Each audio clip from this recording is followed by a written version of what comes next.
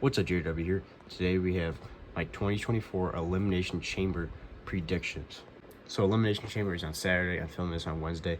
So if any more matches are announced on Friday, even though Friday Night SmackDown is taped this week from last week, I don't think anything's going to be announced. So these should be all the matches. These are all the matches at least that are confirmed. So I'm going to be doing the predictions of these freaking Elimination Chamber for people that live in America, which I do.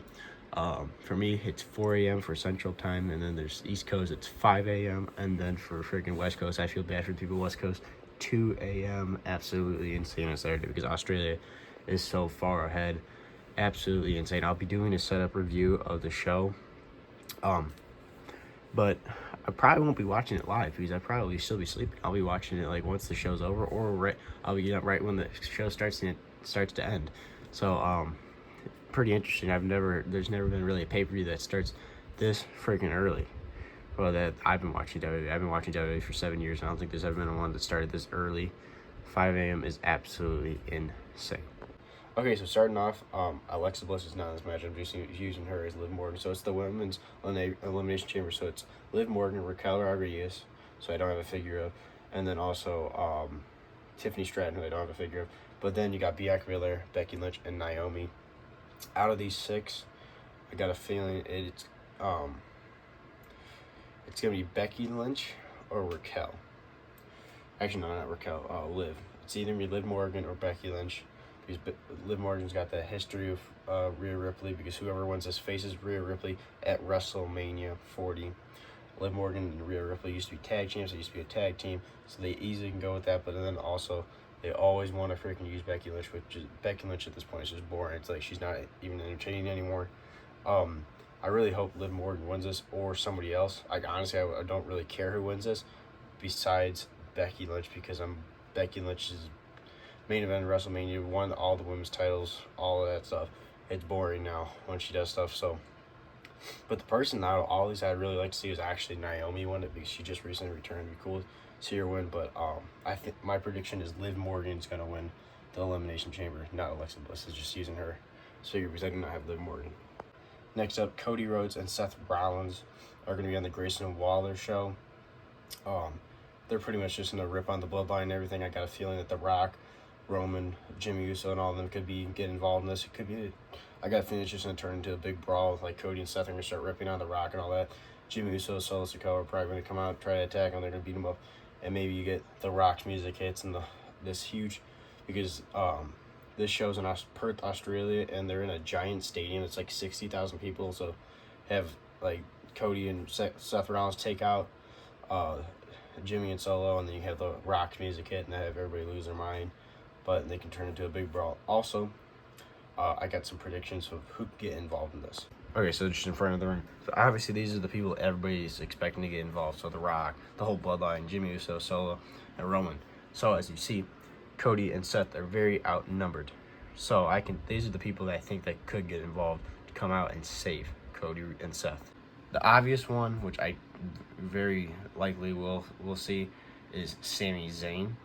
But if they're doing this stuff with Shinsuke and Sami might not even be involved with this. The other one is Jey Uso. It's pretty obvious because he just got screwed over by his brother. Every title he's had or been trying to win out when he's on his own, Jimmy screwed him. So honestly, the one that I think the most makes sense that would come out and help Cody and Seth is Jey Uso.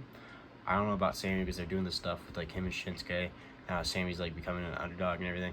So I don't know if Sami. The other one is, John Cena. I think John Cena could get involved with this, because I feel like because the bloodline's got The Rock, a big star power. So I mean, having John Cena would be insane. But then also recently somebody had an interview. This person had an interview saying that maybe he's got one more match in him, or maybe he would like to come back and return if he need if the time was right, if the moment was right, he'd return to help a certain somebody out.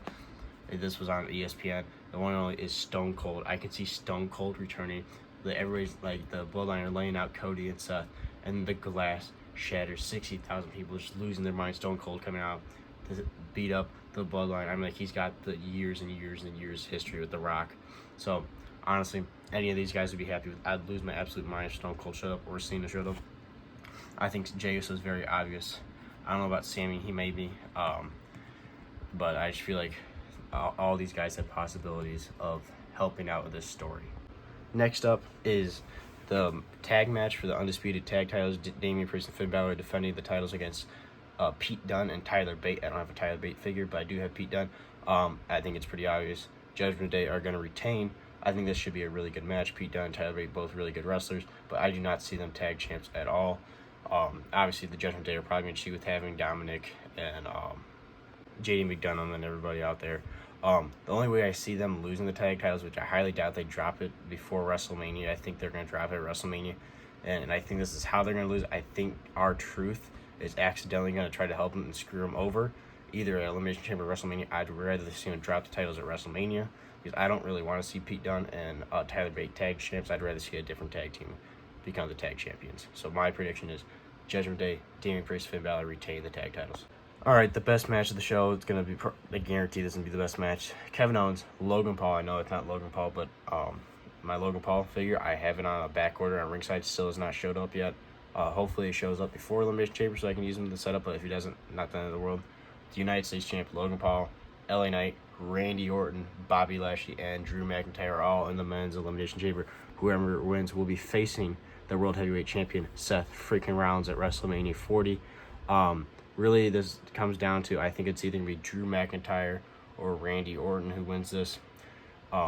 If Drew McIntyre has not re-signed with WWE, which I highly doubt with all the stuff they're doing with this long-term storyline they're building with him with CM Punk and all this stuff, just the second person ever to pin Cody Rhodes, first person to pin Cody ever on live television since he's returned to WWE, and second person to ever pin him since he's returned to WWE. So I don't think that he's not re-signed. I'm assuming he's re-signed.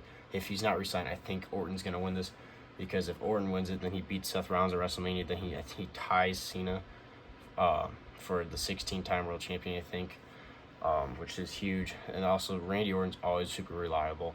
He's a hell of a wrestler, so he could be a world champion. I know a lot of people want to see LA Knight win it. I just don't think that's going to happen yet. Eventually, I think he'll win it, but I don't think yet. So it's either Drew or Randy, and I think, my gut, Drew McIntyre's going to win this. They're building Drew up. I think Drew's going to win the Elimination Chamber, beat Seth Rollins at WrestleMania, finally get his WrestleMania moment in front of the crowd and everything, because he did win the Royal Rumble and beat Brock Lesnar at WrestleMania 36, but that was during COVID when there was no fans. So I think he's finally going to get his WrestleMania moment at WrestleMania 40 when he beats Seth Rollins for the World Heavyweight title. And then when CM Punk returns, those two can feud for the title, and CM Punk can beat Drew McIntyre for the World Heavyweight title. And then you can maybe get Seth Rollins back in to have CM Punk and Seth Rollins. But all this stuff, I think, is setting up with CM Punk, Drew, Seth storyline for the World Heavyweight title. So I think Drew McIntyre is going to win the Elimination Chamber and then go to WrestleMania and beat Seth Rollins. The match that's most likely going to be the main event, which is, in my opinion, is going to be boring. Rhea Ripley defending the World Heavyweight title against Nia Jax. Nia Jax absolutely sucks at wrestling. But it's Rhea Ripley's home country of Australia. Obviously, she's the women's World Heavyweight champion. Almost like this title reign, she's almost a year-long title reign. If she makes it to WrestleMania, it'll be a year because she won it at last WrestleMania 39, when she beat Charlotte Flair. So I obviously think Rhea Ripley's going to retain. She's not going to lose in her hometown. And Nia Jax is not beating her, even though they've been having Nia Jax lay her out. They're building up for Rhea Ripley to win. The crowd going crazy for her because she's in her home country.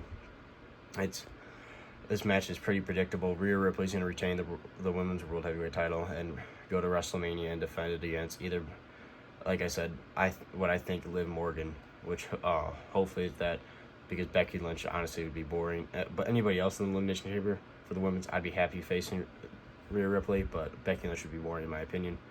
This match I don't think should be main event, but obviously it's going to be the main event because it's her hometown.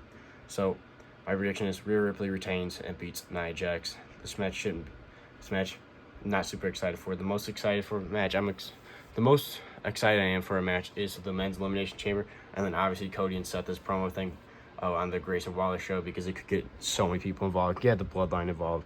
You can have all these people that could end up helping Cody and Seth, but you never know. Maybe they don't do anything. I highly doubt that they're having them on the Grayson Waller Effect, a show, for a reason. They wanted to turn into a brawl and build up stuff for WrestleMania 40.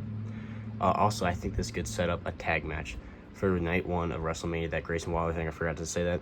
I think this is going to set up WrestleMania night one, Seth Rollins, Cody Rhodes versus Rock and Roman Reigns. That's what I personally think. That's why they have this Grayson Waller thing, to set this up for them to come out, get into a brawl, and eventually this setting up that tag match. That's what I personally think. That's why they're doing the Grayson Waller thing.